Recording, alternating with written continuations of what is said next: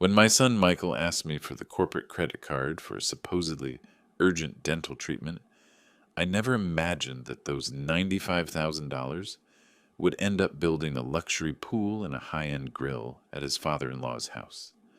Nor did I imagine that moment would mark the end of our father and son relationship forever.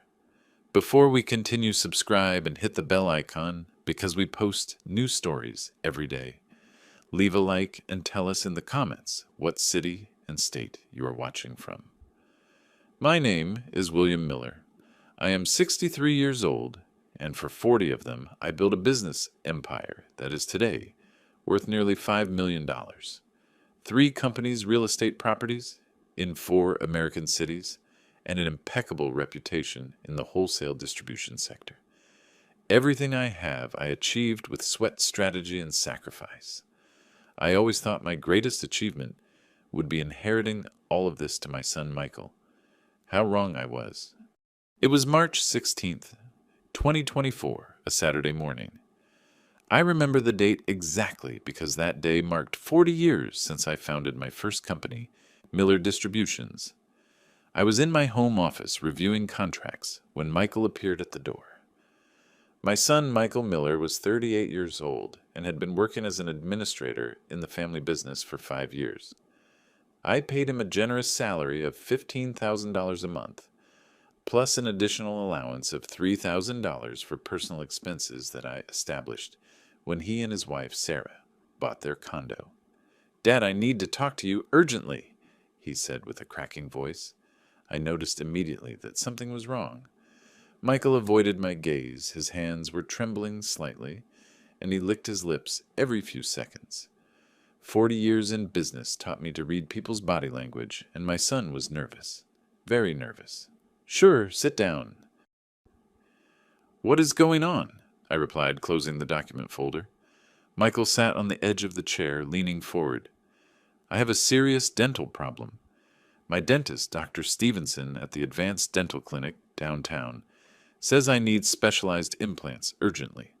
I have an infection that could spread, and the treatment must start on Monday without fail." I watched him carefully. "And what is the problem? You have private health insurance, the best there is." "The insurance does not cover this type of imported implant," he explained quickly, pulling some folded papers from his pocket. "They are next-generation titanium, made in Switzerland. The complete treatment costs around $95,000, and the clinic demands payment in advance. I do not have that amount available right now." $95,000.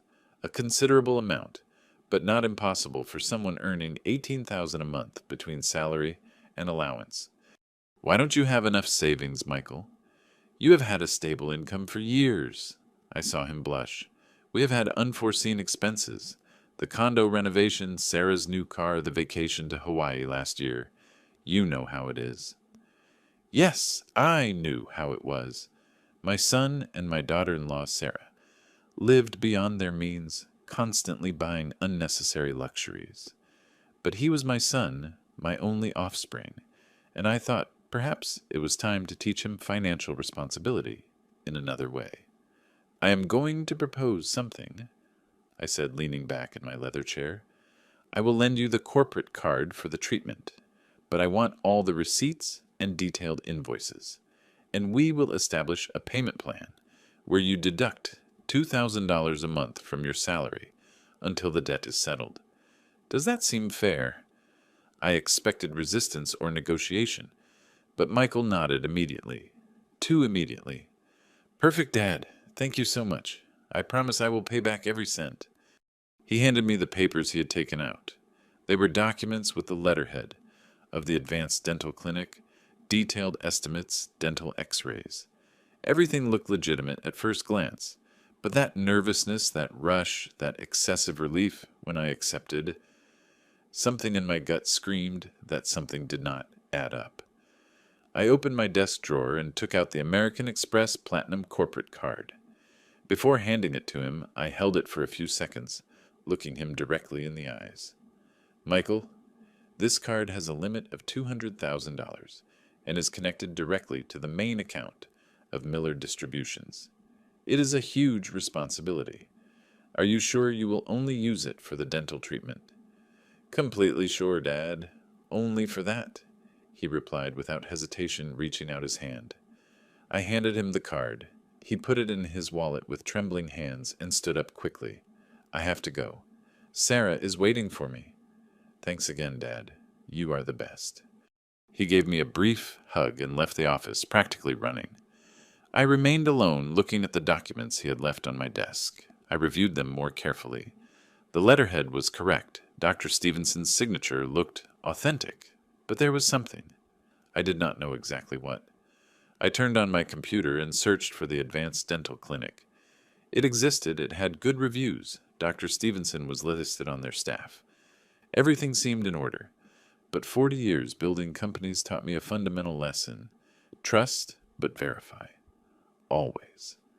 I opened the bank application on my computer and did something Michael was completely unaware of. I set up automatic alerts for every transaction made with that corporate card. Every time it was used, regardless of the amount, I would receive an immediate notification on my cell phone with the full details: merchant amount, location, exact date and time. My son did not know it, but he had just become the protagonist of a test. A test about honesty, about trust, about whether the man I had raised really had the values I always tried to instill in him. As I put the documents in a new folder labeled Michael Dental, Treatment, March 2024, I felt a strange weight in my chest, a mixture of hope and foreboding. I hoped I was wrong. I hoped my suspicions were unfounded, a product of my cautious nature after decades dealing with dishonest suppliers and cheating partners. But deep down, very deep down, a little voice whispered to me that I had just opened a Pandora's box that would change my life forever. The first notification arrived on my cell phone on Monday, March 18th at 10:43 in the morning. I was in a meeting with suppliers when I felt the vibration in my pocket. I discreetly looked at the screen. American Express Platinum Charge, Ramos Construction Hardware, Oak Brook, Illinois, $5,000. $5,000 at a hardware store. In Oak Brook, not downtown where the dental clinic supposedly was. I maintained my composure, but my mind started working at full speed. Maybe the clinic had an agreement with some supplier for specialized materials. Maybe there was a logical explanation. I decided to wait and observe. 2 hours later, another vibration. American Express Platinum Charge, Premium Aqua Pools, Oak Brook, $13,500. $13,500 at a pool company. I felt my blood freeze in my veins, but outwardly I remained unperturbed. During that meeting, I closed a contract for $150,000, while inside the image I had of my own son began to crumble. When I got home that night, Linda, my wife of 39 years, noticed something was worrying me. "Are you okay, honey? You look distant," she asked while we were having dinner. Linda, the woman I had been married to for nearly 4 decades, knew me better than anyone. "Just tired." It was a long day at the office. I lied. I did not want to involve her until I was absolutely sure of what was happening. If my suspicions turned out to be unfounded, there was no point in worrying her unnecessarily. During the following days, the notifications continued to arrive with alarming frequency. On March 20th, Northern Landscaping, $9,000. On the 23rd, Lopez Building Materials, $6,500. On the 26th, Weber Grills Imports, $4,000. Every transaction was a dagger in my paternal trust, but also fuel for my determination. I kept a meticulous record in an encrypted spreadsheet on my personal computer. Date, time, establishment, amount, location. By the end of March, the sum amounted to $45,000. Not a single charge corresponded to dental clinics, medical laboratories, or health providers. On April 2nd, I called my old friend Mark Evans, a private investigator I had worked with on several corporate fraud cases during my business career. We met at his discreet office downtown. William, it has been years. He greeted me with a firm handshake. Mark was 57 years old, with a buzz cut and eyes that missed no detail. I need you to investigate someone strictly confidentially, I said, handing him a folder with all the recorded transactions. It is my son, Michael. Mark reviewed the documents without changing his professional expression. After 30 years in the business, nothing surprised him. What do you need exactly? Discrete surveillance photographs of what he is doing with that money. All transactions point to Oakbrook, specifically a residential area. I want to know whose property my money is being spent on, and who the owner is. Do you have any suspicions? Mark asked, taking notes on his tablet. His father-in-law, Robert, lives in Oakbrook, 68 years old, retired from the banking sector. He always seemed like an ambitious man. Mark nodded. I will have weekly reports for you. Photographs, exact locations, activity schedules, everything documented. The reports started arriving punctually every Friday. The first one, dated April 9th, included 16 high-resolution photographs. The property was a 2-story house in a gated community. The tax records confirmed it belonged to Robert. The images showed construction trucks, workers installing metal structures, piles of materials stacked in the garden. The second report, from April 16th, was even more revealing. Photographs of Michael personally supervising the work, pointing out details to the workers, reviewing blueprints with the foreman. In one particularly clear image, my son appeared smiling next to Robert, while they inspected the huge hole excavated for the pool. Every Friday, the photographic dossier grew. Week after week, I saw how my company's money was transforming into luxuries for my in-laws' property. A concrete pool with an integrated heating system, a barbecue area with an imported stainless steel grill, a motorized aluminum pergola, premium artificial turf installed by specialists, automated irrigation system, LED garden lighting, an 8-person outdoor jacuzzi. Meanwhile, the transactions continued. In April, $33,000 more. In May, another $24,000. By mid-June, the total reached exactly $95,000. The fascinating thing was observing how Michael acted with total normality during that period. He came to the office on time-chaired meetings, presented reports as if nothing was happening. We even had dinner together as a family twice during those months. On both occasions, I watched him closely, looking for signs of guilt or remorse. Nothing. He chatted animatedly about business projects, laughed with his mother, acted like the exemplary son. Linda commented in May that Michael seemed especially happy lately. It must be because he finally solved that dental problem that bothered him so much, she added innocently. I nodded without saying a word, feeling the silent rage growing inside me. On June 18th, I received the final report from Mark. 48 pages documenting 3 months of activity. Photographs taken from multiple angles, intercepted invoices, conversations legally recorded from public spaces. The evidence was overwhelming and irrefutable. That night alone in my office, I reviewed all the material for the 3rd time.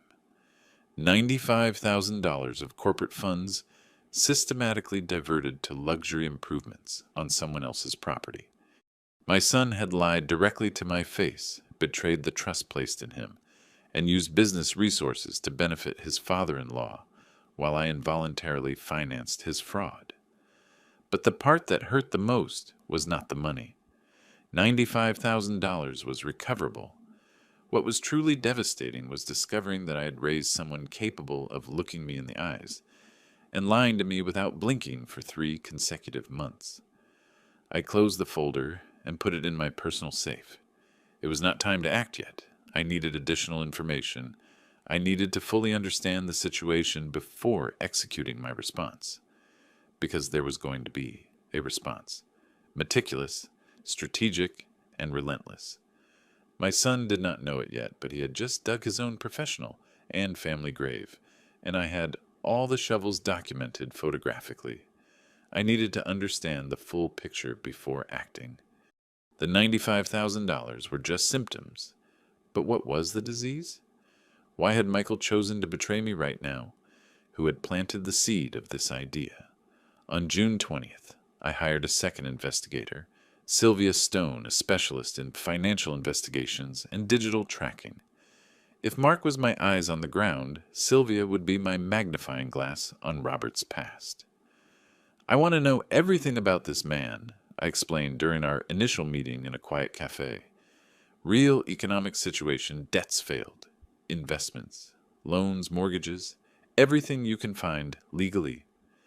Sylvia was 42 with black hair and a tight bun and an impeccable reputation in business circles. Give me a week, she replied simply. She did not need that long. 3 days later, on June 23rd, I received her preliminary report via encrypted email. I opened it in my home office with the door locked. Robert had worked 35 years at a regional bank until taking early retirement in 2020. Early retirement, which as Sylvia discovered, was actually a covert dismissal following irregularities in mortgage management. Nothing illegal enough to prosecute, but enough for the bank to prefer getting rid of him quietly. In 2022, Robert invested his entire savings, $250,000, in a real estate project that turned out to be a Ponzi scheme. Ghost developers forged permits, non-existent construction. He lost everything, absolutely everything. But the truly revealing information came on page 7 of the report. Robert had turned to private lenders to maintain his standard of living. Sylvia attached photographs of documents obtained through contacts in commercial registries. 3 personal loans between 2022 and 2023, totaling $70,000 borrowed from a company called Eastern Quick Finance, known in certain circles as a front for loan shark operations. 24% annual interest, abusive clauses, documented threats when payments were delayed. It all fit. Robert desperately needed liquidity or assets to renegotiate with his creditors. A newly renovated house with a pool and improvements worth nearly $100,000 significantly increased its market value and his ability to obtain conventional mortgage refinancing. But that only explained Robert's motive. How had he convinced Michael to participate in the scheme? I asked Sylvia to dig deeper into communications. Legally, she could not intercept private messages, but she could analyze metadata, contact patterns, and recover information from corporate devices. Michael used a cell phone provided by the company, technically property of Miller Distributions. Sylvia obtained a limited court order under the justification of an internal audit for suspected corporate embezzlement. Judge Martinez, a serious magistrate, who knew my business reputation, authorized access to the messaging records of the work device. On June 28th, Sylvia handed me complete transcripts on a USB drive. I locked myself in my personal study and began to read. Conversations between Michael and Robert since January 2020, 4 months before the alleged dental problem. Robert, January 14th. Michael, I need to talk to you about your and Sarah's future. The house where I live has huge appreciation potential. With some strategic improvements, its value could double. Michael, January 14th. What kind of improvements? Robert, January 14th. Pool quality outdoor area, professional landscaping. An investment of about $100,000 that would turn this property into a solid family asset. When I am gone, it will be yours. I kept reading, feeling my blood pressure rise. Robert, February 3rd. Your father has plenty of capital in that company. $5 million in assets for a single man. Don't you think you deserve access to resources that will eventually be yours? Michael, February 3rd. I don't know, Dad is always very strict with business accounts. Robert, February 3rd. Precisely why he has never taught you true financial autonomy. Smart parents empower their children. They don't keep them dependent their whole lives. The manipulation was systematic and psychologically sophisticated. Robert had identified exactly Michael's insecurities, his subordinate position in the company, his economic dependence on me, his need for validation as a capable adult man. Robert, February 25th. Think of this as an inheritance advance. You invest in family property that will belong to Sarah and you. Your father won't even notice it among all his business movements. And if he asks you, calmly explain that you decided to make a smart investment. Michael, February 25th. What if he gets mad? Robert, February 25th. Get mad because his son shows business initiative. That would be contradictory coming from a businessman. Besides, technically, you are not stealing. You are taking what morally already belongs to you. Reading those lines, I realized I had gravely underestimated Robert. He was not just an opportunistic in law. He was an experienced manipulator who had studied my son, identified his weak points, and exploited each one methodically. Later, I found the message that had probably inspired the dental treatment excuse. Robert, March 10th. You need a solid pretext to ask for access to corporate funds. Something urgent medical that justifies large amounts. How about a specialized dental treatment? I have an acquaintance at a clinic who can prepare convincing documentation. False documentation. The papers Michael had shown me were frauds, elaborated specifically to deceive me. I continued reading for hours. There were over 200 exchanged messages. Robert directing every step, Michael obediently executing. Sarah occasionally appearing in group conversations, choosing finishes and materials for her future family home. The most disturbing part came in a message from April 15th. Robert, April 15th. Your father is from another generation. For them, accumulating was success. For us, living well is success. You are simply modernizing the relationship between capital and quality of life. In 20 years, when you inherit everything, you will remember this moment as when you finally took control of your own destiny. I turned off the computer, feeling a mixture of controlled fury and deep sadness. My son had not woken up one morning deciding to rob me. He had been systematically convinced that taking my money was a legitimate act of adult emancipation, that I was the problem for not voluntarily handing over resources to finance his father-in-law's whims. Robert had transformed theft into a life philosophy. Now I fully understood what I was up against. Not just filial disloyalty, but months of psychological conditioning. Defeating this would require more than simple confrontation. It would require surgical strategy. I opened a new file on my computer and began to plan the next steps with the same methodology I used for complex business acquisitions. My counterattack would be devastating. On June 30th, a warm summer Monday, I hired the auditing firm Vega & Associates to perform an exhaustive inspection of all financial operations of Miller Distributions over the last 3 years. Officially, I presented it to the board as a routine review scheduled for ISO certification. No one suspected the true motive. The assigned auditor was Patricia Stone, a forensic accountant with 20 years of experience uncovering corporate fraud. Tall, thin, wire-rimmed glasses and an almost supernatural ability to detect irregularities in mountains of numbers. Mr. Miller, I will need full access to accounting records, invoices, bank statements, payment authorizations, and correspondence with suppliers since January 2021. She explained during our first private meeting in my main office. You will have everything you request, I replied, handing her a folder. Pay special attention to transactions authorized by Michael Miller, Operations Administrator. Look for unusual patterns. Duplicate payments, suppliers that do not appear in our historical record. Patricia nodded professionally. Suspicion of systematic embezzlement. I suspect what I recently discovered is just the tip of the iceberg. For 2 weeks, Patricia and her team of 3 junior auditors set up in the adjacent boardroom, surrounded by filing cabinets, laptops, and towers of documentation. Michael passed by that room daily, visibly nervous, repeatedly asking me about the exact purpose of the audit. Standard procedure, I replied with glacial calm. Quality certification. Nothing to worry about if everything is in order.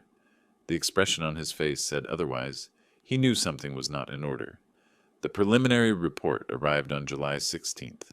32 pages of findings that confirmed my worst fears and added devastating revelations. Finding number 1. Between February 20 to 21 and May 20 to 24, Michael had approved payments to 5 non-existent suppliers for fictitious logistics consulting and route optimization services.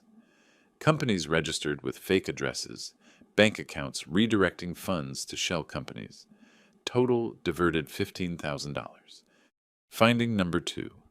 Undeclared commissions received from 3 real suppliers in exchange for preferential contracts. Michael received between $500 and $1,000 a month in cash that he never reported fiscally nor returned to the company. Conservative estimate over 3 years, $6,000. Finding number 3. Manipulation of inventory reports to justify inflated purchases of material that subsequently disappeared from records. Merchandise resold off the books. Estimated illicit profit $2,000 additional. Total sum of misappropriations discovered by the audit $23,000 exactly. Adding the $95,000 from the corporate card, my son had stolen $118,000 from me in total.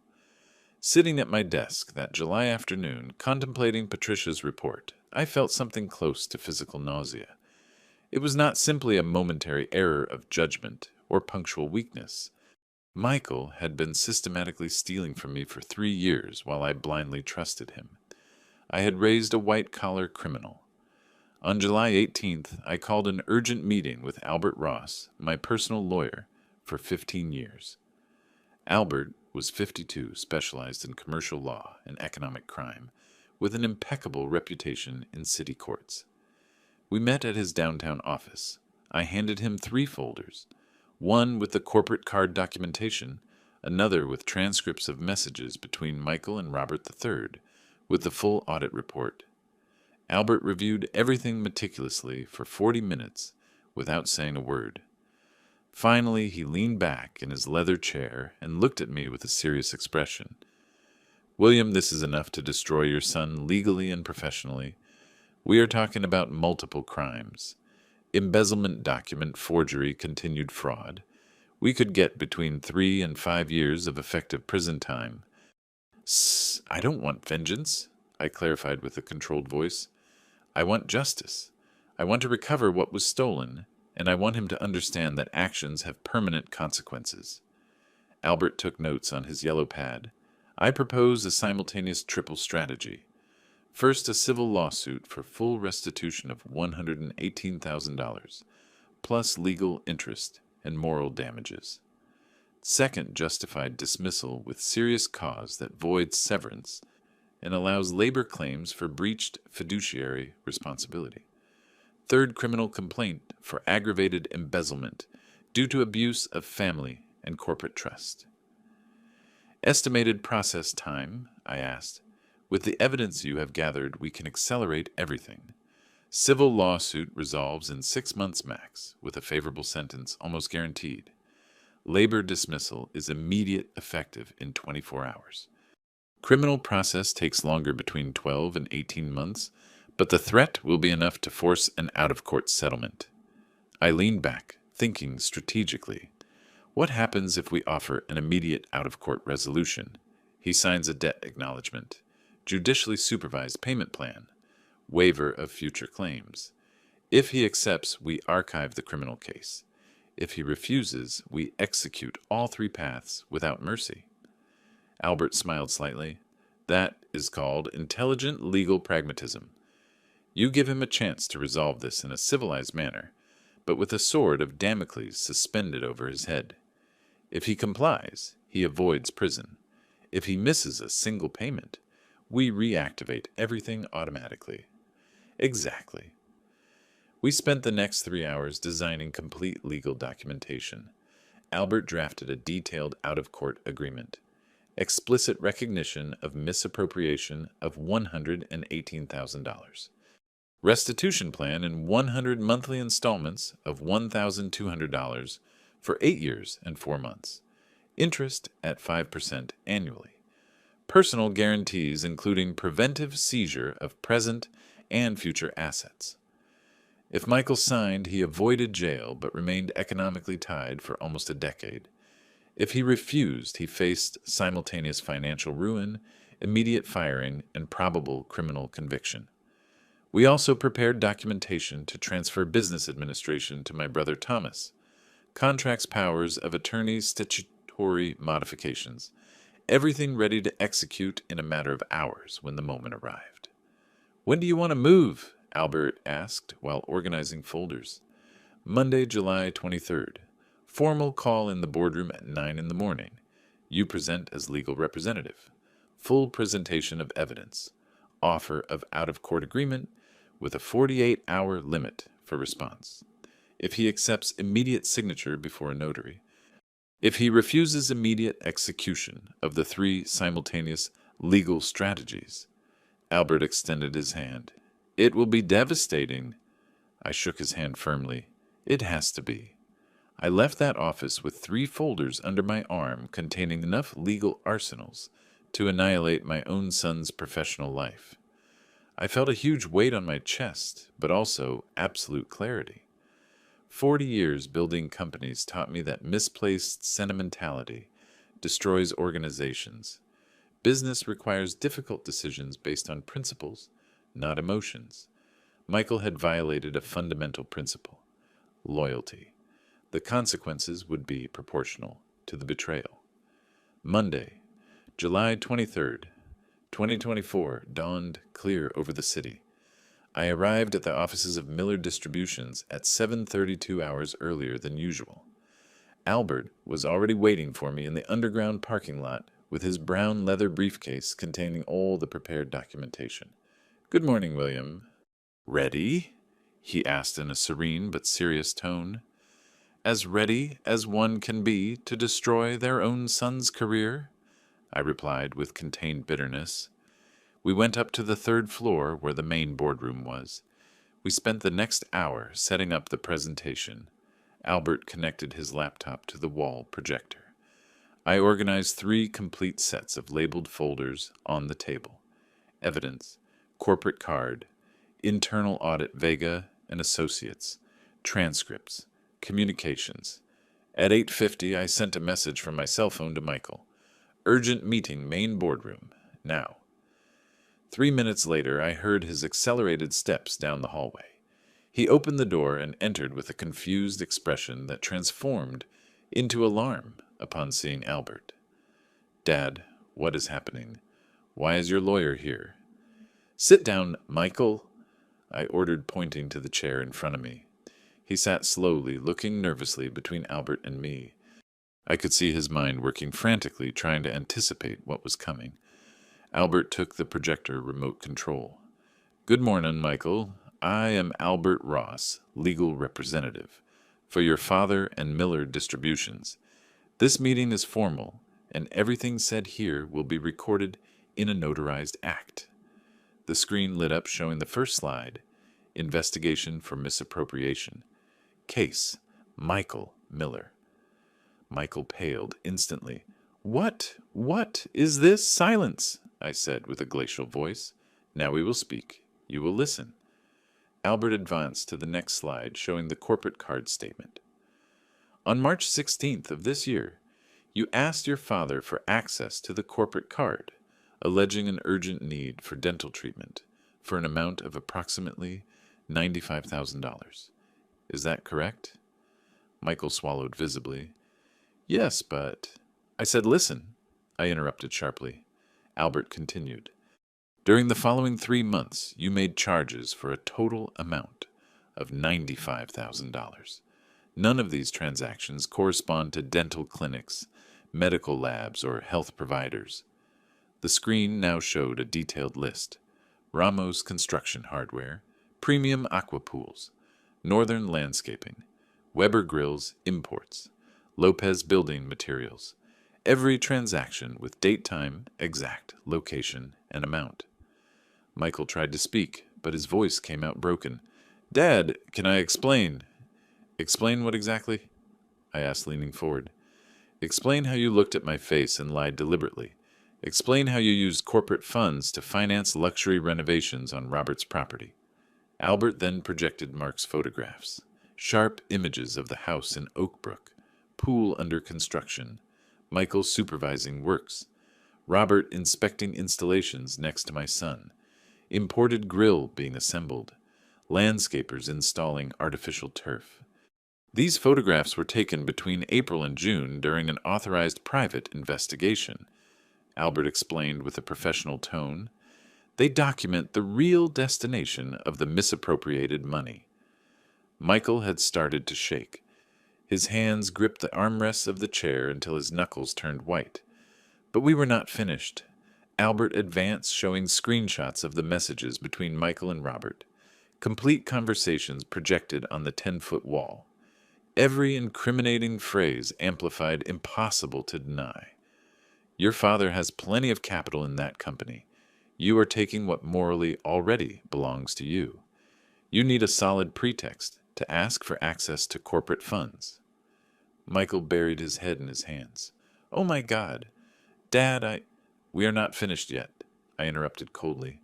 Show him the audit report, Albert. The next section was devastating. Patricia Stone had prepared an executive summary with graphs tables and photographic documentation. Ghost suppliers forged invoices, illegal commissions, inventory manipulation, 3 years of systematic criminal activity, $23,000 additional dollars misappropriated through continued fraud. Total sum of stolen corporate funds, $118,000. Exactly, concluded Albert. Multiple crimes, aggravated misappropriation, document forgery, continued fraud, and unfair administration. Michael had started crying silently. Tears ran down his cheeks, but he made no sound. I remained impassive. 40 years in business taught me not to yield to emotional manipulations. Albert placed 3 sealed folders on the table in front of Michael. Here we have prepared 3 simultaneous legal processes. Red folder, civil lawsuit for full restitution, plus damages and interest total, claimed $140,000. Blue folder, immediate justified dismissal with serious cause for misappropriation without severance and with claim for fiduciary responsibility. Black folder, criminal complaint for continued crime of misappropriation aggravated by abuse of family trust penalty requested between 3 and 5 years of effective prison. Michael looked up, eyes red, voice broken. Dad, please. I raised my hand, silencing him. I'm going to offer you something you do not deserve. An opportunity to resolve this out of court. One single opportunity. 30 seconds to decide. Albert slid a 4th folder, this one green, across the table. Out of court agreement, you recognize in writing misappropriation of $118,000. You establish a restitution plan. $1,200 monthly for 100 months. 8 years and 4 months of payments. Interest at 5% annually. Guarantees via preventive seizure of all your present and future assets. Irrevocable waiver of labor claims. If you accept and comply, we archive the criminal process. If you miss a single payment, we automatically reactivate all 3 legal paths without a new opportunity. I placed a Mont Blanc pen on the green folder. Sign now, or in an hour you will be fired, sued, and criminally denounced. Decide. Michael was shaking completely. He looked at the 4 folders, then at Albert, finally at me, looking for some trace of paternal compassion. He found none. With trembling hands, he opened the green folder. He read the clauses superficially. He took the pen. Dad, I am so sorry, he whispered before signing. Your apologies are irrelevant, I replied with an icy voice. Your signature is the only thing that matters. He signed in 3 indicated places. Albert immediately extracted the documents and put them in his briefcase. Effective from this moment, declared Albert. Notary will certify signatures this afternoon. First installment due, August 23rd. Any delay exceeding 72 hours activates total breach clause. I stood up, gathering the remaining 3 folders. Now get out of my company and out of my sight. Michael stood up, staggering slightly. He walked toward the door with unsure steps. Before leaving, he turned one last time. "Dad, do not call me that again," I said without looking at him. "You lost that right when you chose to betray me." The door closed, leaving me alone with Albert. The silence was absolute for several seconds. "Phase 1 complete," said Albert finally. "Proceed with Phase 2. I nodded. "Business transfer to Thomas immediately." 3 hours after Michael left that room, Thomas Miller parked his gray sedan in the company lot. My younger brother was 58, a retired industrial engineer with a methodical character and unbreakable honesty that contrasted painfully with the betrayal recently discovered. I received him in my private office with Albert. Thomas wore a sky blue shirt and beige pants, looking confused but attentive. "William, your message said it was urgent and involves the future of the company," he said, sitting across from my desk. "What is going on?" I handed him a summarized version of the audit report, 10 pages condensing the essential. Misappropriation, systematic fraud, $118,000, stolen over months. Thomas read slowly, his expression transitioning from surprise to disbelief and finally controlled indignation. He had known Michael since he was born, seen him grow up, attended his wedding. What he read completely contradicted the image of the nephew he thought he knew. Good God. "William, how could he do this?" "That question no longer matters," I replied with a pragmatic tone. "What matters now is protecting what I built for 40 years. I need someone of absolute trust administering operations. Someone with solid principles, technical capacity, and proven loyalty." Thomas looked at me, understanding where the conversation was going. "Are you offering me the position of general manager?" "I'm handing it to you," I corrected. "Albert has prepared all contracts. Immediate effective transfer. Salary of $12,000 a month, performance bonuses. 15% minority participation in annual profits. Full authority over operations, hiring, and corporate finances." My brother remained silent, processing the proposal. Finally, he asked, "And Michael?" "Michael signed a debt acknowledgement and restitution plan this morning. He is no longer part of this organization, nor my life. That door closed permanently." Albert intervened, placing a thick folder on the desk. "Thomas, here are appointment contracts, powers of attorney, statutory modifications, access to corporate bank accounts, and complete documentation of current operations. If you accept, we go right now before a notary to formalize everything legally. In 3 hours, you will be officially in command." Thomas took the folder, opened it, reviewed the first pages. Then he looked directly at me. "Brother, you know you can count on me always. But this means your relationship with Michael is completely destroyed." "Are you sure completely?" I affirmed without hesitation. "When someone steals from you, looking you in the eyes for months, they stop being family. They become a simple criminal who coincidentally shares your last name." Thomas nodded gravely. "Then I accept. I will make this company prosper in a way that you never doubt your decision." We shook hands, sealing something deeper than a labor contract. It was a transfer of legacy, an act of radical trust after devastating betrayal. We left the 3 of us toward the notary downtown. For 90 minutes, we signed documents, certified powers, registered corporate changes. At 3:15 that afternoon of July 23rd, Thomas Miller was officially general manager of Miller Distributions, with full powers. We returned to the office to execute the next phase. Systematic dismantling of all privileges Michael had enjoyed for years. First action, cancellation of access to corporate bank accounts. I called the bank manager directly. Effective immediately. Michael Miller is removed from all accounts, cards, and authorizations associated with Miller Distributions. Only additional authorized person from now on, Thomas Miller. In 15 minutes, Michael lost access to corporate liquidity he had used for personal expenses for years. Second action, cancellation of personal allowance. I called the chief accountant. Transfer of $3,000 monthly to Michael Miller's personal account is suspended permanently. Effective today, no exceptions. $3,000 monthly that Michael spent on expensive restaurants, brand clothes, and various whims evaporated. Third action, cancellation of premium health insurance. I contacted the insurance provider. Corporate policy number 74321. Beneficiary Michael Miller and spouse Sarah. Cancel coverage effective end of month. No renewal.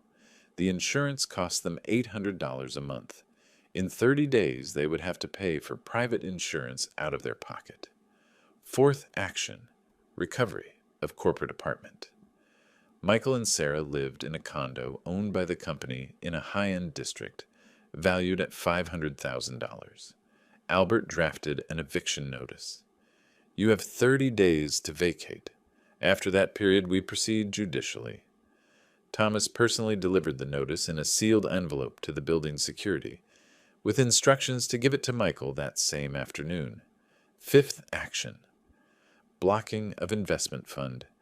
Years ago, I had established a savings and investment account destined eventually for Michael as an inheritance advance, $500,000 in index funds and stocks. I contacted my financial advisor. Investment account number A, T4789. Beneficiary designated Michael Miller. I modify beneficiary to a charitable foundation I will establish soon. Document it notarially.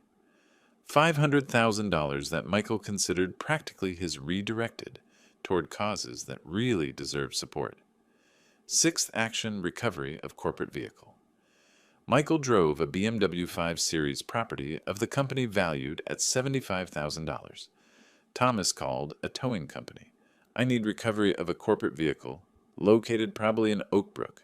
Full legal authorization. Bring it to our facilities tonight. At 8 in the evening, the BMW was parked in our corporate garage. Michael would have to use public transport or buy a car with money he no longer had. When we finished, it was almost 9 at night. In exactly 6 hours, we had executed a complete administrative transfer and total dismantling of the privileged life Michael had built on my trust. Thomas, exhausted but satisfied, was putting documentation in new binders. It is impressive how fast everything can change, he commented. Building takes decades. Destroying takes hours, I replied with deep tiredness. That is how everything works in this life. That night, driving home, I received a call from Linda. Her voice sounded broken. She had been crying. William Michael just arrived. He is destroyed. He says you took everything from him. Please, can we talk? Tomorrow, I said simply. Today was a very long day. I hung up knowing that the conversation with my wife would be almost as difficult as the confrontation with my son. But that was a problem for tomorrow. Tonight, I just wanted silence. The conversation with Linda happened the next morning, July 24th, on the terrace of our house.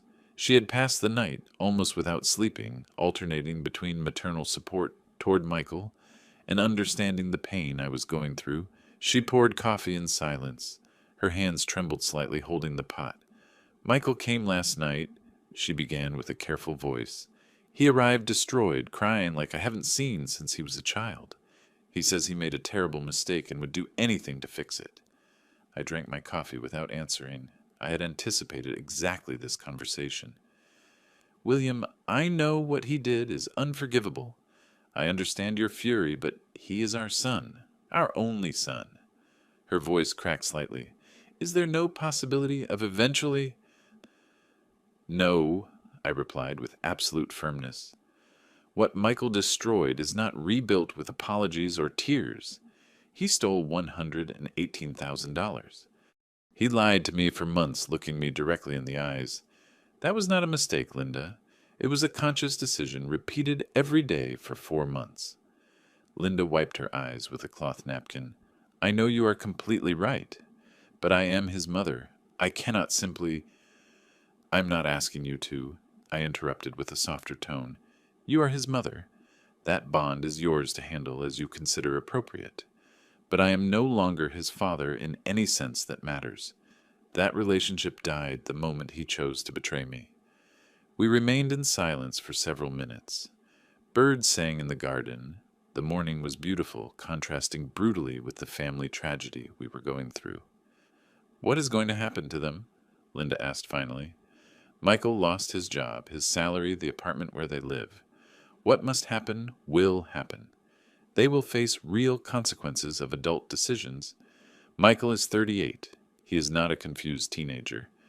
He will find a job according to his real capabilities, without my influence protecting him. He will pay his debt monthly as he agreed. He will learn what it means to live without a safety net." Linda nodded slowly, accepting reality, even though it hurt. "Sarah is furious. She called me screaming that you destroyed her marriage, that you are vindictive and cruel." I smiled bitterly.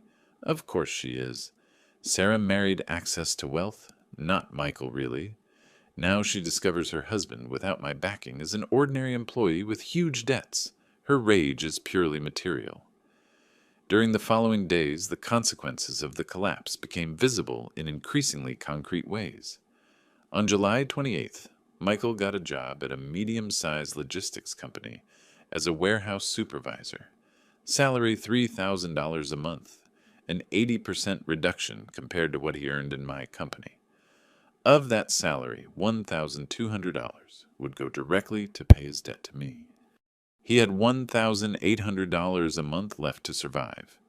Sarah, who had never worked formally, had to accept a position as an administrative assistant at a veterinary clinic for $1,500 a month. Between both $3,300 net after paying the debt. In the city, an amount barely sufficient for modest rent and basic subsistence. On August 5th, they had to leave the luxury condo. Thomas supervised the key handover personally. He told me Sarah cried while packing belongings in boxes, cursing my name repeatedly. They moved to a 600-square-foot apartment in a working-class neighborhood. Rent $1,000 a month. Old building, no elevator, third floor. Basic appliances, deficient heating. The difference with their previous life was abysmal. Michael sold his Rolex Submariner for $7,000 to cover moving expenses and deposit.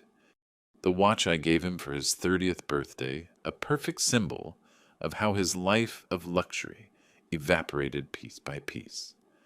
Robert, meanwhile, faced his own disasters. The creditors from Eastern Quick Finance, upon finding out, through private investigators, about the renovation of his property, demanded immediate liquidation or foreclosure. On August 15th, Robert mortgaged the newly renovated house for $130,000 with a commercial bank. He used $85,000 to partially pay the loan sharks, $20,000 for lawyers and legal expenses, kept barely $20,000 as an emergency cushion. The ironic paradox, the renovation financed with my stolen money, ended up saving him from loan sharks, but chained him to a bank mortgage for 30 years at 68 years of age. Linda told me all this during increasingly silent dinners. She visited Michael weekly, always returning with a pained expression. One day in late August she confessed, "Seeing your son eating cheap pasta every day, living in a tiny apartment, taking the subway because he cannot pay for gas. It is devastating, William." "It is educational," I corrected without emotion. For years he lived, believing luxuries were automatic rights. Now he learns privileges are earned with honest effort, not theft. "Will you never feel compassion?" Linda asked with genuine sadness. I looked at her directly. "I feel many things, Linda. Deep disappointment. Sadness for what could be and never will be. But compassion implies undeserved suffering. Michael deserves exactly what he is living. Every consequence was earned by his own decisions." She did not answer. She knew I was right, even though her maternal heart resisted accepting it completely. On August 31st, I received bank confirmation. Michael had made his first payment of $1,200 punctually. Albert called, congratulating me sardonically. "Your son complied. At least he has that minimum of instinctive survival." I kept the receipt in a folder labeled Michael Restitution. 99 payments remaining. 8 years and 3 months.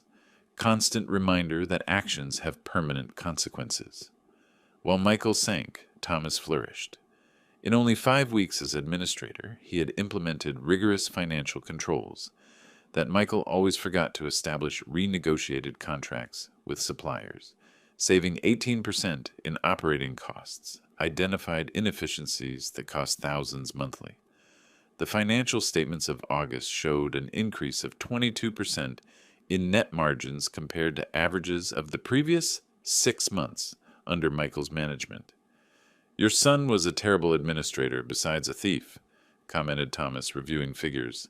"500,000 annually in losses due to negligence or deliberate incompetence." That revelation hurt in a strange way. I had not only raised a traitor, but an incompetent one. Linda finally verbalized what we both knew on September 2nd during breakfast. "You did the right thing, William. It hurts terribly, but it was necessary. Michael needs to learn the hard way what we could never teach him with comfort." I nodded, grateful for her understanding, although it arrived wrapped in maternal pain. Our son would face difficult years, but those years would build him into the man I failed to form, or they would destroy him completely. Either result would be entirely his responsibility. September advanced, and with it came an unexpected moment of absolute clarity. It happened on the 17th, specifically during a solitary afternoon in my home office, while reviewing documents I had been keeping since 1984. 40 years exactly of business trajectory. I had started with a bank loan of $300 to buy a used van and distribute cleaning products to small businesses. I slept 4 hours a day. I drove every delivery personally. I kept accounting in school notebooks. Miller Distributions was born literally from my hands, cracked by detergents, and my back sore from carrying boxes. 10 years later, 1994, I had a fleet of 12 vehicles and 30 employees. Annual billing, $200,000. Modest but solid. Another 10 years, 2004. I had absorbed 2 minor competitors, diversified into non-perishable food products, and expanded operations to neighboring states. 100 employees, billing $2 million annually. By 2014, 3 companies under a family holding: Miller Distributions, Logistics Midwest, Supply Chain Solutions, 280 employees total, joint billing $15 million annually, personal net worth $1.6 million, and now 2024 consolidated net worth of $5 million. Properties in 4 cities, family house in the suburbs valued at $900,000, investment condo in the city, corporate office, vacation chalet, plus business stakes, investment funds, diversified bank accounts, 40 years transforming $300 initial dollars into a multi-million-dollar empire. And how did my own family see me during all that time? As an automatic bank. As an inexhaustible source of resources without a human face or feelings of its own. I remembered a conversation with Michael 3 years ago, November 2021. He had asked me for money for a vacation to Hawaii. $15,000 for 2 weeks of luxury resorts. "Dad, you have a lot of money. For you, it is nothing," he had said with amazing naturalness. For me, it was nothing. As if those resources had appeared magically, not through decades of sacrifice, calculated risks, sleepless nights, worrying about payrolls, contracts, difficult clients, economic crises. Sarah was worse. In family gatherings, she talked about when we inherit, as if my death were a simple pending administrative formality. "Christmas 2022, she commented in front of guests. "William lives modestly considering what he has. If I had his capital, I would travel constantly in first class." Linda had laughed uncomfortably. I kept silent, swallowing humiliation. Robert, since Michael met him in 2012, always treated me with barely disguised condescension. "William, with your position, you should invest in art," he told me once. "It is what truly cultured people do." As if accumulating capital through honest work was inferior to spending it on vanities to impress empty social circles. Even Linda, my wife of almost 40 years, occasionally showed that attitude. "Honey, why don't you retire already? You have enough money for 3 lives," she told me. She never understood that my work was not about accumulation, but about purpose construction legacy. Everyone saw me solely as a financial provider, never as a complete human being, with emotional needs, own dreams, tolerance limits. And I focused obsessively on building family wealth had allowed that dynamic. I had prioritized business growth over authentic relationships. I had confused material provision with paternal love. The result was in front of me. A son who robbed me without remorse because he never internalized.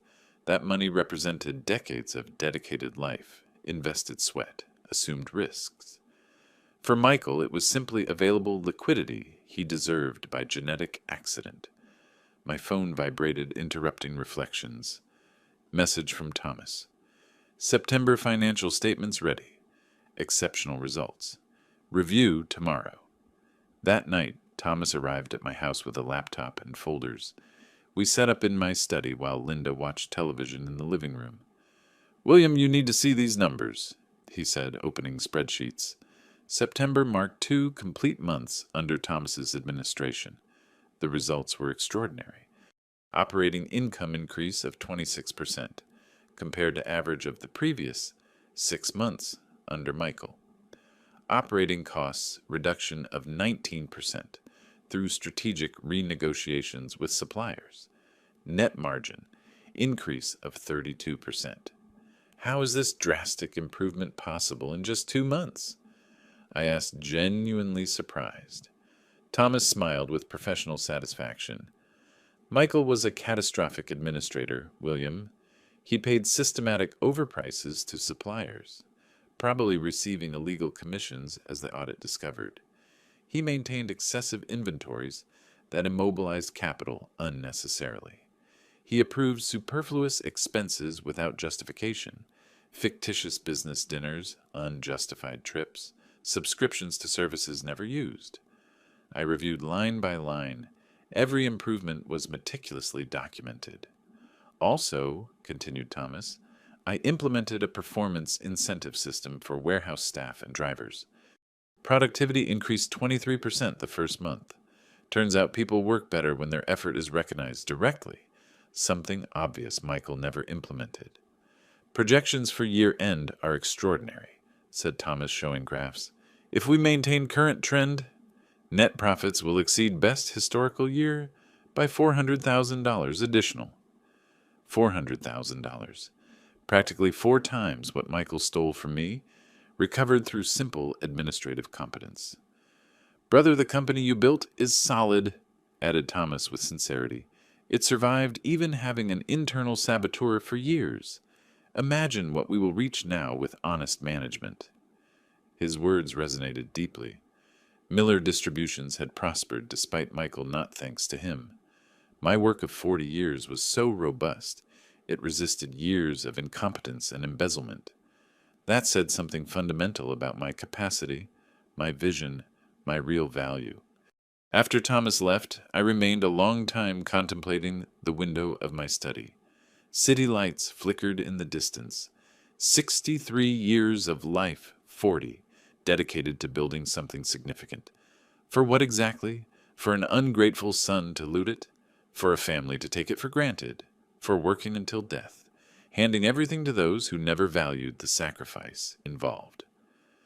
For the first time in decades, a radical question crossed my mind. What do I really want for the years I have left? The answer surprised me by its immediate clarity. I wanted to live for myself. I wanted to enjoy what was built.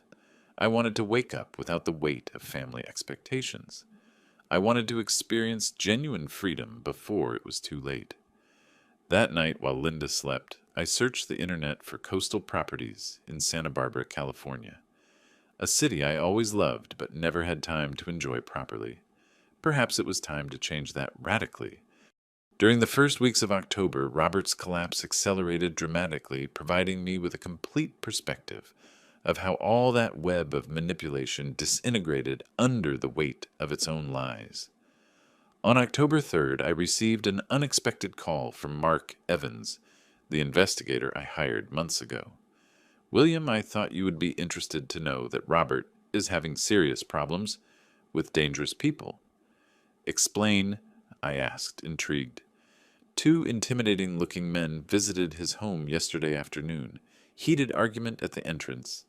Neighbors called the police, but the guys left before they arrived. I made discreet inquiries. They belong to Eastern Quick Finance, that loan shark operation I mentioned in my previous report. So the loan sharks were not satisfied with Robert's partial payment, Mark continued. Apparently $85,000 that Robert paid them in August barely covered original capital of $70,000 plus accumulated interest until that moment. But the clauses of his contract specify penalties for delay that keep generating debt. Now they claim $50,000 additional dollars. $50,000 more? The vicious cycle of predatory lenders. Does Robert have resources to pay them? I asked. Impossible. He spent everything on the bank mortgage and barely has $20,000 emergency left. He is completely trapped. That night, I investigated deeper using banking contacts. I discovered that Robert's mortgage had a monthly payment of $1,000 for 360 months, 30 years at his 68. He would finish paying at 98 years of age. Statistically impossible. His retirement pension was $1,800 a month. After paying the mortgage, he had $800 left for all other expenses. Food, utilities, medications, house maintenance. Subsistence barely above the poverty threshold. The luxury renovation financed with my stolen money had financially enslaved him until his death. Poetic justice. On October 9th, Linda returned from visiting Michael with a haggard face. She sat on the living room sofa with a dejected expression. William, Michael, and Sarah's situation is worse than I imagined. Their apartment has dampness on walls. Heating works halfway noisy neighbors at all hours. Sarah is on the verge of a nervous breakdown. I drank my tea without commenting. But the worst is the tension between them, continued Linda. Sarah blames Michael constantly. She says he ruined their lives to please his father-in-law. They fight every day. Yesterday, Michael mentioned he is considering divorce because he can no longer stand the reproaches. Marriages based on access to money rarely survive when money disappears, I observed with clinical pragmatism. Linda looked at me with a mixture of sadness and recognition. You are right. Sarah never truly loved Michael. She loved the lifestyle you provided indirectly. Exactly. On October 14th, something revealing happened. Robert tried to contact me directly. He sent me an extensive email starting with elaborate apologies for misunderstandings and concluding with a desperate request for a loan of $50,000 to resolve temporary situation with aggressive creditors. I deleted the message without replying. 5 days later, he sent me a second email, even more pathetic. William, I know I made grave mistakes, but think of Sarah, your daughter-in-law, part of your family. Help me, and you will be helping her too. These men are dangerous. I need urgent solution. Again, I deleted without response. Robert had systematically orchestrated the theft of $118,000, using my son as a manipulable tool. Now he wanted me to rescue him from the consequences of his own criminal decisions. The audacity was almost admirable in its absolute lack of shame. On October 22nd, Linda informed me that Sarah had left Michael temporarily. She moved with her parents, Robert, and her mother, who had remained invisible throughout the drama. According to Linda, Sarah could no longer tolerate living in misery and needed time to think. Real translation. She needed to escape the reality of being married to an ordinary man without extraordinary resources. Michael was left alone in that apartment working 10 hours a day in a logistics warehouse, returning to an empty home eating cheap frozen food, paying religiously his $1,200 monthly because he knew failure meant prison. Linda cried frequently during those weeks.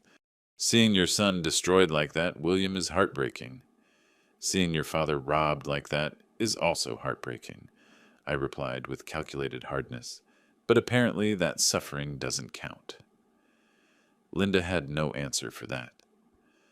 On October 29th, I reviewed payment records. Michael had complied punctually for 3 consecutive months. August, September, October. $3,600 recovered out of $118,000 total. 97 installments remaining. I also reviewed Thomas's financial statements. October marked an exceptional trend. Profits exceeded projections by 18% additional. 3 consecutive months of sustained growth. Thomas called me excited. William, we just closed a contract with a national supermarket chain for exclusive distribution in the Midwest region. Value $2.2 million annually.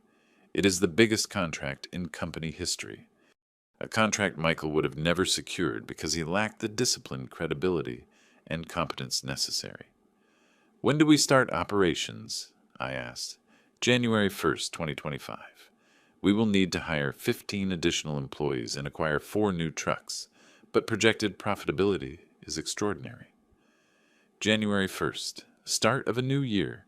Start of a new era for Miller Distributions. That night, drinking whiskey alone in my study, I made a mental calculation. I had lost 38 years raising a son who betrayed me, 5 years trusting him with administration that almost ruined me, 4 months being actively robbed. Total almost 43 years of my life linked to someone who turned out to be a complete fraud. I was 63 years old. Statistically, maybe 20 years of healthy, active life remaining if luck accompanied me. Was I going to waste those 20 years carrying the weight of an irreparable relationship, living in a house full of painful memories, maintaining a family structure that only brought me disappointment? I opened my laptop and resumed the search started weeks ago. Properties in Santa Barbara, beautiful coastal city, temperate climate, exceptional gastronomic culture, relaxed pace of life. I found the perfect condo, 1,300 square feet, 3rd floor, wide balcony with direct view of the ocean, completely renovated, bright modern, price $700,000, I calculated quickly. Selling the family house for $950,000, I had $250,000 free after buying the condo in Santa Barbara. More than enough to live comfortably for years while Thomas administered companies generating constant dividends. I scheduled an appointment with a real estate agent for the following week. It was time to take a decision everyone would consider radical, selfish, incomprehensible. But for the first time in decades, it was a decision solely mine, taken for my own benefit, without considering expectations of a family that never considered mine. Freedom tasted strangely terrifying and intoxicating simultaneously. On November the 5th, 2024, I flew to Santa Barbara, a flight of 5 hours that I used to reflect on the magnitude of what I was about to do. It was not simply a change of residence. It was a complete reinvention of life at 63. The real estate agent, Christina, waited for me, a woman of about 45, professional absolute knower of the local market. Mr. Miller, delighted to meet you personally. I have prepared visits to 4 properties that meet your criteria, she said, shaking my hand. I appreciate your efficiency, but really only one interests me. The apartment on Ocean View Drive I saw online. Christina smiled. Excellent choice. It is an exceptional property. Let's go directly. The apartment exceeded photographs. 1,300 square feet, distributed intelligently. Large living room with floor-to-ceiling windows. Modern kitchen, completely equipped. 2 spacious bedrooms. 2 bathrooms with quality finishes. A terrace of 300 square feet with panoramic view of the Pacific. Standing on that terrace, breathing sea breeze, contemplating waves breaking softly against the beach, I felt something I had not experienced for decades. Absolute peace. It is perfect, I declared after 15 minutes walking through every corner. What is the seller's situation? Is there room for rapid negotiation? Christina consulted her tablet. Owners are a retired couple moving to Florida for health reasons. Published price is $700,000, but they are motivated to close quickly. If you offer 680 with cash payment and closing in 30 days, they probably accept immediately. Offer 690 with closing in 20 days. Total payment in cash via bank transfer. No financing, no contingencies. I want signature before month end. Christina's eyes lit up. That is a very attractive offer. I will contact right now. While she made calls, I walked again through that empty space, imagining my future life there. Waking up early, contemplating sunrise over the bay, breakfasts on the terrace with newspaper and coffee, daily walks on the beach, cooking courses, excursions to nearby vineyards.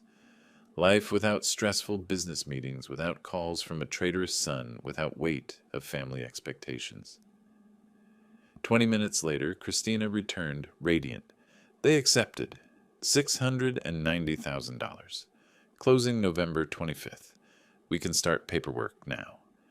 I signed a check as a deposit that same afternoon. On the flight back, I began logistical planning. First critical step, sell the family house. Property of 5,000 square feet in a premium zone. Wide garden pool, 4 bedrooms, 3 baths. Estimated value between $900,000 and $1 million, according to current market. I contacted a luxury real estate agency. The next day, November 8th, an appraiser arrived performing exhaustive evaluation. Conclusion: $950,000 was a realistic price, considering location, impeccable state, and current demand. How long to sell? I asked. Properties of this caliber take between 3 and 6 months average, explained the appraiser. I do not have 6 months. I need sale closed before year-end. What price guarantees speed? If you list at $890,000, probably sell in 45 days. It is a very attractive offer that will generate immediate interest. Do it. $890,000 immediate availability for visits, quick closing, incentivized. That night came the inevitable moment. Talking with Linda, I found her in the kitchen preparing dinner. I sat on the island bench watching her while she cut vegetables. 39 years together. 40 in 2 months. Decades of shared history. Linda, we need to talk about something important. She put down the knife, perceiving seriousness in my tone. She sat in front of me, wiping hands on a kitchen cloth. I have made a decision about my future. About our future. I began measuring words carefully. I bought a condo in Santa Barbara. I am moving there permanently before year-end. Linda looked at me without comprehending initially. Vacation condo? That sounds wonderful, honey. We can... Not vacation, I interrupted softly but firmly. It is permanent residence. I sold this house. It is already listed with a real estate agency. In approximately a month and a half, we will have buyers. The color disappeared from her face. You sold our house without consulting me. Technically, it is in my name exclusively since 1992.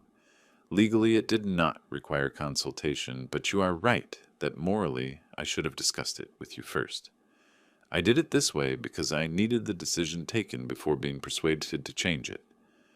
Linda stood up, walking nervously through the kitchen. I don't understand, William. What is happening? What is happening is that I turned 63, having dedicated 40 of them building an empire for a family that betrayed me, underestimated and exploited. Michael robbed me. Robert manipulated me. Even you, Linda, for years saw me mainly as a financial provider. That is not fair, she began with tears forming. It is absolutely fair, I continued calmly. How many times in the last decade did you genuinely ask about my dreams? Not about financial statements. How many conversations did we have about what I want to experience in life? Not about what I can provide materially. Linda kept silent because she knew I was right. I have statistically 15 or 20 healthy years remaining. I am going to live them for me, in a city I love with a rhythm I choose without carrying the weight of toxic relationships. And me? she asked with a small voice. I looked at her directly. You have a choice, Linda. You can come with me to Santa Barbara, build a new life together, just us two without interferences from Michael or family dramas. Or you can stay close to our son, supporting him as the mother you are. I will respect any decision you take, but I need you to understand. I am leaving anyway, with or without you. She cried silently for several minutes. Finally, she asked, When do you need my answer? Moving December 10th. You have a month to decide. Linda nodded without being able to speak more. She went up to the room, leaving me alone in the kitchen. The following 20 days were a whirlwind of activity. Constant visits from potential buyers, selection of furniture to donate, sell, or take to Santa Barbara. Meetings with Thomas, transferring final responsibilities and establishing remote communication. On November the 22nd, a young couple of entrepreneurs offered $870,000 with closing December 15th. I accepted. On November the 25th, I signed deeds for the apartment in Santa Barbara, remotely. It was officially mine. Linda finally gave me her answer on November the 28th, during a quiet breakfast. I will stay here, William, close to Michael. He is my son, and I cannot abandon him in his most difficult moment. But I will visit you monthly. I nodded without surprise or resentment. I understand and respect your decision. Our marriage did not end formally, but transformed into something completely different. On December 10th, a moving truck left for California with my essential belongings. I began a new life, alone, free, finally owner of my own destiny. On December 11th, 2024, I woke up for the first time in my apartment in Santa Barbara. It was 6:30 in the morning. Dim light of dawn filtered through windows, illuminating softly the still semi-empty living room. I prepared coffee in the newly christened kitchen and went out to the terrace wrapped in a thick robe. The temperature hovered around 50 degrees fresh, but invigorating sea breeze. The Pacific Ocean extended infinitely in front of me, waves breaking rhythmically against the golden sand. First morning of my new existence. No meeting scheduled, no employee waiting for instructions, no traitorous sun generating dramas. Just me, my coffee, and the ocean. I felt something strange in the chest. It took me several seconds to identify it. Pure happiness, without nuances or conditions. During the following weeks, I established pleasant routines that contrasted radically with my previous life. I woke up naturally between 6 and 7 without alarms. I walked an hour and a half on the boardwalk, observing early surfers, habitual runners, old people, walking dogs. I had breakfast in different cafes, trying local specialties. At 10, I took cooking classes. I learned to prepare seafood complex dishes. I cooked for myself, enjoying the complete process from selection of ingredients in the market to final presentation on plate. Afternoons dedicated to readings postponed for decades. Hemingway, Steinbeck, authors. I always wanted to read deeply, but never had time. Thomas sent me weekly reports by email. Companies prospered extraordinarily under his management. December would close with record profits, $500,000 above the best previous year. Contract with the supermarket chain would start January, bringing massive additional growth. Brother, everything works perfectly. Enjoy your deserved retirement, wrote Thomas on December 18th. Retirement. Interesting word. I did not feel retired. I felt finally active in what really mattered, living consciously. Linda kept her promise, visiting from December 20th to 22nd. I picked her up at the airport. She looked tired, aged. Stress of mediating between distant husband and ruined son took a visible toll. I showed her the apartment, the city, my new routines. We walked on the beach, dined in a spectacular restaurant. You are different, William, she observed during that dinner. More relaxed, more alive. I am being myself for the first time in 40 years, I replied honestly, without roles to fulfill, without expectations to satisfy. Simply William. She took my hand over the table. I regret not having understood before how much you needed this. How much all that suffocated you. You couldn't understand it because I didn't understand it myself. I was so focused on building, providing, fulfilling, that I forgot to ask myself what exactly I was building for. Linda returned home on the 22nd. Our marriage existed now in a strange but functional format. Genuine affection, weekly phone conversations, monthly visits, separate lives, but respectfully connected. Christmas Eve of December 24th, I passed completely alone. I prepared an elegant dinner for one. Scallop sea bass, homemade cheesecake white wine, classical music in the background. At 9 at night, my phone vibrated. Number Michael. First time he tried to contact me directly since July. I looked at the illuminated screen for 10 seconds. Then I blocked the number permanently. There was no rage in that gesture, simply absolute clarity. That relationship had ended. Keeping the door open would only prolong mutual pain without real possibility of healing. Michael would have to build his life without me, exactly as I was building mine without him.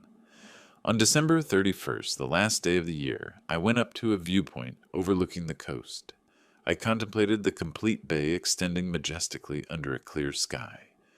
I reflected on the extraordinary year, concluding March, discovery of betrayal. July, devastating confrontation. December, total rebirth. I had lost a son, transformed a marriage, abandoned the city where I lived almost all my life. But I had gained something infinitely more valuable: self-respect, complete autonomy, inner peace. I understood a fundamental truth that decades of business success never taught me. The most important asset is not measured in dollars or properties. It is measured in the capacity to look at yourself in the mirror and recognize a worthy man who took correct decisions when they were most difficult. 63 years building for others. The rest of my life I would build for me. I descended as night fell. City lights began to turn on, creating a luminous spectacle over the darkened bay. I walked slowly toward my apartment, savoring the night breeze, urban sounds mixed with constant waves, intoxicating sensation of belonging, finally to my own history. I did not know exactly what the future would bring. Maybe extensive trips to Europe, maybe new deep friendships, maybe even unexpected romance in this late stage. What I did know with absolute certainty, never again would I allow anyone to define me solely by what I could provide materially. Never again would I sacrifice my happiness on the altar of others' expectations. Never again would I confuse genuine love with disguised economic dependence.